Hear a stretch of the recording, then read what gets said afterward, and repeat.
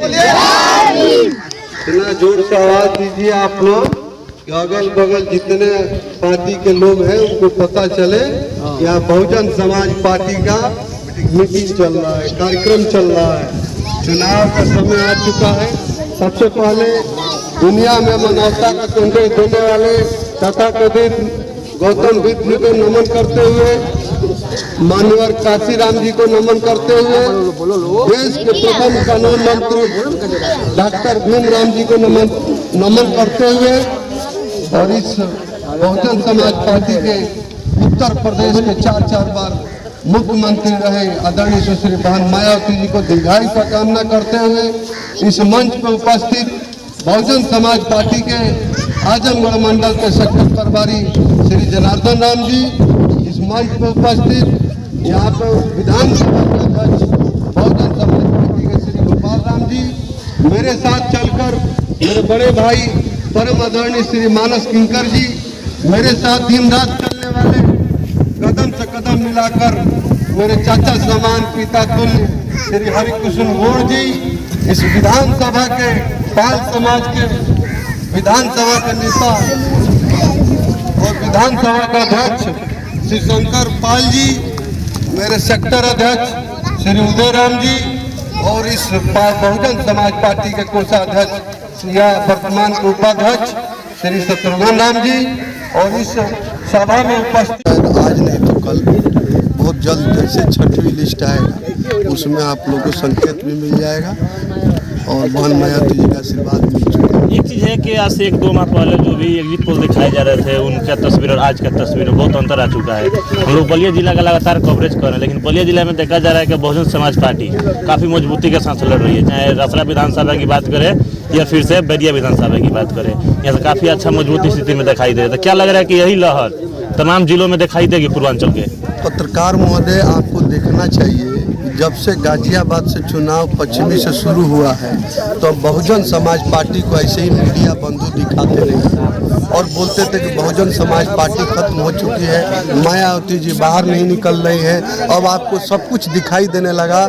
बहन मायावती जी 2 तारीख को आगरा किए हैं, 2 तारीख को आगरा की रैली किए हैं और उस आगरे के रैली में ये भारतीय जनता पार्टी और समाजवादी पार्टी रैली जबकि रोका गया था कोरोना महामारी के प्रोटोकॉल के चलते देखते हुए हम लोग रैली को मिनिमाइज करके दिखाए थे, तभी इतना भीड़ होगा कि उन लोगों को नींद हराम है कि बहन मायावती जी को आसानी से आंकने में बहुत भूल हो चुका है। मीडिया भी अब बोलने लगी है कि हम लोग से बहुत गलती हो गया। ये जो है कार्यक्रम हम लोग झूठे बोल रहे थे कि बहुजन समाज पार्टी सरकार में नहीं आ रही है। आज मीडिया बोल रही है गाजियाबाद, मेरठ, आगरा जितने इलाके हैं पश्चिमी में वहाँ समाजवादी पार्टी समाप्त हो रही है और भारतीय जनता पार्टी और बहुजन समाज पार्टी आमने सामने की लड़ाई लड़ रही है।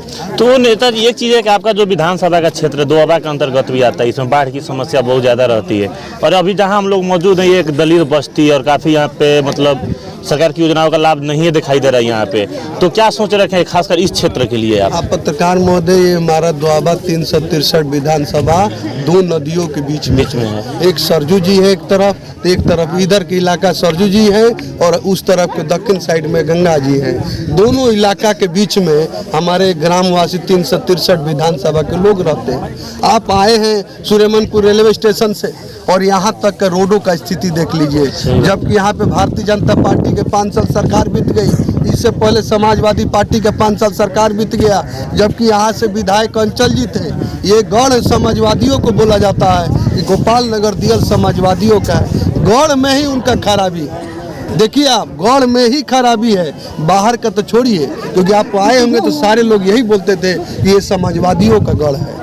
हमारे जितने बहुजन समाज पार्टी के यहाँ पे वर्कर है या जो कार्यकर्ता हैं या जो पूज्य देवता हैं, उनसे मैं यही आग्रह करने के लिए इस धरती पर आया हूँ कि एक बार आप लोग झुंड बनाकर पूरे ग्राम सभा में घूमने का काम करिए और चुनाव बहुजन समाज पार्टी को बनाना चाहिए। इसलिए क्योंकि यहाँ पे कानून से कानून कोई राज चलाया है तो बहन मायावती जी ने चलाया है। रोडों का कोई जाल बिछाया है तो बहन मायावती जी ने बिछाया है। अम्बेडकर ग्राम सभा में 48,000 लोगों का ग्राम सभा का यदि कोई कल्याण किया है तो बहन मायावती जी ने किया है। 542 प्राइमरी स्कूल खोला है तो बहन मायावती जी ने खोला है। 2 पैरा मेडिकल कॉलेज बनवाया तो बहन मायावती जी ने बनाया। नेताजी, ये चीज़ है कि आप देश की सेवा कर चुके हैं फौजी के नाते, और देखा जा रहा है कि आप ही के पार्टी के एक जो विधायक हैं रसरा विधानसभा में, उनके जो विधानसभा का जो विकास हुआ है काफ़ी अलग हुआ है, जबकि भाजपा की सरकार है और भाजपा के मंत्री भी हैं बलिया जिला से 2-2, और उन लोग के क्षेत्र के विकास और रसरा के विकास में देखा जाए तो जमीन आसमान का फर्क भी है। तो क्या माना जाए कि देशभक्त व्यक्ति अगर यहाँ से नेता बनता है तो वही विकास मॉडल यहाँ भी लागू है जो रसरा में लागू हुआ है? मैं पत्रकार महोदय बताना चाहता हूँ कि श्री उमाशंकर सिंह जी के पिताजी भी फौजी थे। कौन थे? फौजी थे। फौजी के पुत्र श्री उमाशंकर सिंह जी जो आज के वर्तमान बहुजन समाज पार्टी के विधायक है, उनके पिताजी फौजी रहे हैं। और सोचिए यदि फौजी का बेटा डिसिप्लिन होकर शासन चलाया है और इतना बढ़िया शासन चलाया है, इधर रोड का मामला हो या बिजली का हो या स्वास्थ्य का हो या किसी प्रकार के, वहाँ जनता हंसते हंसते बोल रही है। पूरे जिले के लोग बोलते हैं यदि कोई जीतने वाला विधायक है तो श्री उमाशंकर सिंह जी है। हम लोग लगातार और उसी रास्ते में मैं बता रहा हूँ, मैं भी एक फौजी हूँ। वो फौजी के बेटा है तो मैं खुद फौजी हूँ। और आप इसी से अंदाज लगा लीजिए, जब फौजी के बेटा इतना काम कर सकता है तो फौजी कितना काम कर सकता है। हम लोग लगातार ग्राउंड रिपोर्ट कर रहे हैं, और जो मंत्री लोग हैं उनका ऐसा स्थिति होना चाहिए था जो स्थिति अभी वर्तमान में उमाशंकर जी का है, क्योंकि विपक्ष के नेता हैं, उसके बावजूद भी उतना विकास हुआ उनके विधानसभा में, और जिस पार्टी का सरकार है उसी क्षेत्र में उतना विकास नहीं हो पाया है। लेकिन यहाँ की जनता भी वही चाह रही है कि एक ईमानदार नेता मिले। तो क्या माना जाए, अगर फौजी आते हैं तो तमाम जो समस्या है, खासकर बेरोजगारी और ये जो पिछड़ा दलित जो बस्ती है, इसमें रोड की भी दिक्कत है, लोगों के रहने के लिए भी दिक्कत है, तो क्या ये सब समस्याओं का समाधान होगा?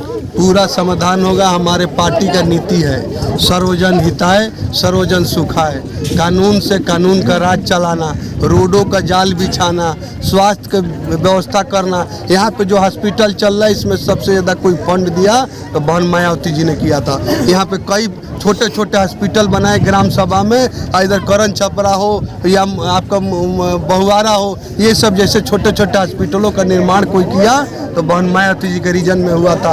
और मैं ये बताना चाहता हूँ, अस्वस्थ रहिए।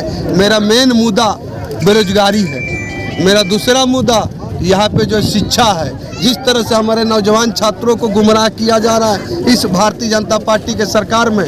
बहन मायावती जी ने बोला है यदि जैसे ये मेरा सरकार बनेगा, पहला प्राथमिकता रोजगार का होगा, पहला प्राथमिकता शिक्षा का होगा, तीसरा प्राथमिकता स्वास्थ्य का होगा, चौथा प्राथमिकता रोडों का जाल का होगा। कोई ऐसा चीज़ नहीं बचेगा। सर्वांगीण विकास किया जाएगा, हर समाज का विकास किया जाएगा। कोई दलित बस्ती, कोई ब्राह्मण बस्ती, कोई क्षत्रिय बस्ती बहन मायावती जी नहीं देखती है। जो जिस समाज में गरीब शोषित वंचित होता है और सर्व समाज का, ये आपको पता होना चाहिए कि जिस दिन सर्व समाज के लिए यदि बहन मायावती जी पहला ऐसा व्यक्ति है, देश के एक पहला नेता हैं जिन्होंने आवाज़ दिया था कि सवर्ण समाज में भी यदि कोई गरीब बंदा है तो उसको भी आरक्षण मिलना चाहिए। उसी का पालन भारतीय जनता पार्टी ने 10% आरक्षण देकर काम किया है। बट पहला कोई नेता बोलने वाला था, दलित समाज के बेटी आयरन लेडी सुश्री बहन मायावती जी ने बोला था। लोग बोलते हैं, भ्रमित करते हैं कि सवर्ण समाज के खिलाफ हैं, बट एक भी कार्य दिखा दीजिए जो सवर्ण समाज को, उनका एक ही नारा है, सर्वजन हिताय सर्वजन सुखाय। तो एक चीज़ है कि आपके जो अगेंस्ट में जो भी नेता होंगे, जिस भी पार्टी के होंगे, तो क्या यहाँ की जनता बाहरी नेताओं को सिलेक्ट करेगी कि यहाँ के जो जमीनी स्तर के नेता हैं उनके साथ जाना पसंद करेगी? क्योंकि ये सीट ऐसा बना हुआ है कि अभी तक टिकट अनाउंस नहीं हुआ है, किसको दिया जाए, कहाँ से बाहर से भी नेता आ सकते हैं। मैं पत्रकार महोदय बताना चाहता हूँ कि कोई भी आ जाए, इस 363 विधानसभा में लड़ाई जो है लुटेरा बनाम फौजी का होने वाला है। तो भले सापा से क्यों नहीं आए कोई नेता या भारतीय जनता पार्टी से क्यों नहीं आए, क्योंकि फौजी यहाँ पे ठान लिया है, ना दारू है ना पैसा है, बट फौजी दुआबा के जितने लुटेरे हैं फौजी खाली है भगाने के लिए। मैं तो ऐलान करता हूँ, आप जयप्रकाश अंचल जी को लाइए, सुरेंद्र सिंह जी भी आए और कितना विकास किए हैं। यहाँ दुआबा इंतजार कर रही है कि जैसे ये लोग आए इनको हम लोग उसी रास्ते से विदाई करेंगे कि फिर ये सपने में भी नहीं सोचेंगे कि दुआबा विधानसभा में लड़ाई हो। यहाँ के विधायक जी बोलते हैं कि हम 1 लाख वोटों से जीतेंगे। उनको औकात पता चल जाएगी, घुटने के बल टिक गए हैं केवल टिकट लेने में। जीतना तो अलग बात है, टिकट लेने में उनकी हालत खराब है, दर दर के ठोकरे खा रहे हैं, फिर भी टिकट नहीं मिल रहा है। उसी तरह से अंचल जी का हाल है, अंचल जी भी दर दर के ठोकरे खा रहे हैं और लोगों से घूम घूम के बोल रहे हैं कि हमको टिकट दिलवा दीजिए, हम चुनाव जीत जाएंगे। आप इतना ही अच्छा काम किए तो आपको दौड़ना नहीं पड़ता। मैं फौजी देखे मैं एक दिन भी लखनऊ नहीं गया, मैं दिन भर जनसंपर्क करता हूँ, क्योंकि मेरे को पता है कि जिसको देना है, जिसको मिलना है, उसको मिल जाएगा। आप तो पहले जनता का तो दिल जीतिए। ये लोग जनता के दिल नहीं जीत रहे हैं, ये लोग सीधे टिकट लखनऊ में आडा डाले हैं कि हमको टिकट मिले और कुछ पैसा बांटेंगे और खरीद कर हम चुनाव जीत देंगे। बट इस बार फौजी खड़ा है, इन लोगों को चुनाव जीतने नहीं देंगे। इन लुटेरों से यहाँ जनता को बचाना है तो फौजी को लाना है।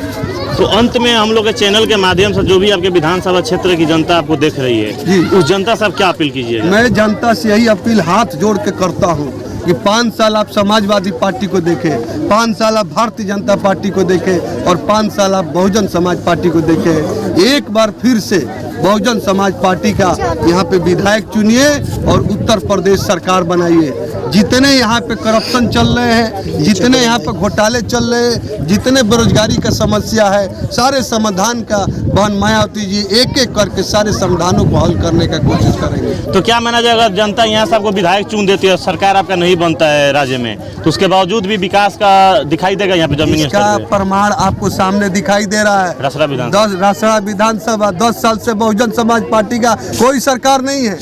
5 साल समाजवादी चलाए, 5 साल भारतीय जनता पार्टी चलाई, फिर भी यदि पूरे विधानसभा को देखिए तो 6 विधानसभा में से मैं बोला था मीडिया चैनल में ये 6 विधायक जरूर है, हमारा एक ही विधायक बट 6 पर भारी है, वो श्री उमाशंकर सिंह जी हैं और वो भी जल्द कार्यक्रम इस दुआबा के धरती पे करने जा रहे हैं। और उन्होंने बोला था कि मैं चल के बताऊंगा वहाँ के लोगों को कि आप एक बार बहुजन समाज पार्टी को मौका दीजिए और इस बार देखिए यहाँ पे विकास किस प्रकार से मैं कराता हूँ।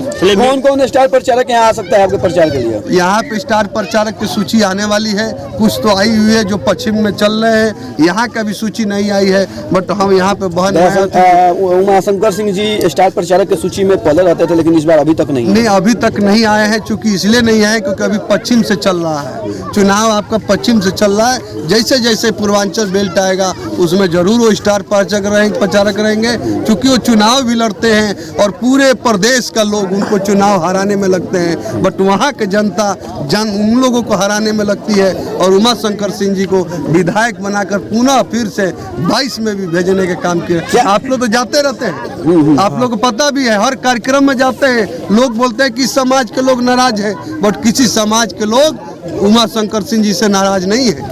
वहाँ हर समाज के लोग उनको नेता मानते हैं और वो हर समाज का भला करते हैं। क्या माना जाए फौजी सर, इस बार जो चलचित्र मूवियों में देखा जाता है कि हमेशा फौजी डकैत पे भारी पड़ता है, इस बार आम जीवन में देखने को मिल सकता है क्या? पक्का मिलेगा। मेरा